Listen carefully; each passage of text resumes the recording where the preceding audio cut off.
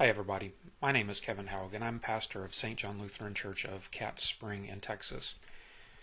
And I just wanted to get on and share with you an interesting story that happened to me yesterday when I was having lunch with one of my friends.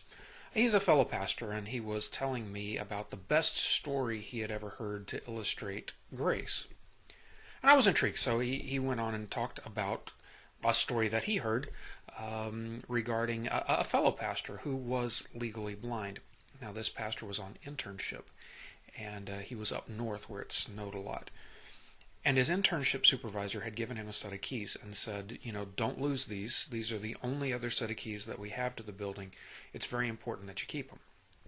Well, it just so happened that after a very heavy snowfall where there were huge accumulations, this intern was going to the office, and somehow or another he missed his pocket, and the keys fell into the deep snow. Of course, being legally blind, he couldn't find them. So he was very angry, disappointed, and shortly thereafter he went to his internship supervisor's house to have dinner. And when he went there, his supervisor and the wife began passing around the meal. And the intern was sitting there very, very dejected, and he kind of muttered under his breath, I lost the keys. Well, it seemed like the internship supervisor and his wife didn't even really acknowledge it. They just continued to pass the food. And so the intern became more distraught, and he said louder, I lost the keys. And again, it didn't even rattle the internship supervisor and his wife. They continued to pass around the food. And becoming even more and more anxious and upset, the intern stood up and basically yelled out, I lost the effing keys. I'm going to fail my internship. I'm going to be lost. Then finally the internship supervisor acknowledged him and kind of looked at him and said, well, where'd you lose them? And the intern replied, in the snow. The supervisor just kind of shrugged and said, it'll melt. And they said, that's grace. I thought about that for a few moments, and then I looked at my friend and I said, that's not grace. My friend kind of looked at me like, well, what? And I said, no, it's not grace.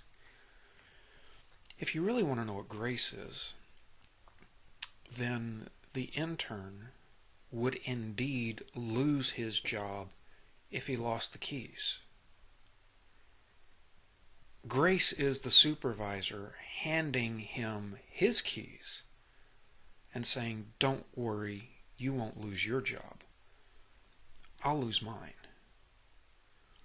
That's grace. You see, grace comes with a cost. It's free to us, but it cost God dearly. It cost God the Son. It cost Jesus' death on the cross. And the reason that had to happen is because it was a payment for our sin. If you break something, if you hurt someone, there is a definite loss. There's a sense of brokenness, and a brokenness that has to be restored. Now, if you break a lamp or something like that, you've got to pay for it if you want to replace it.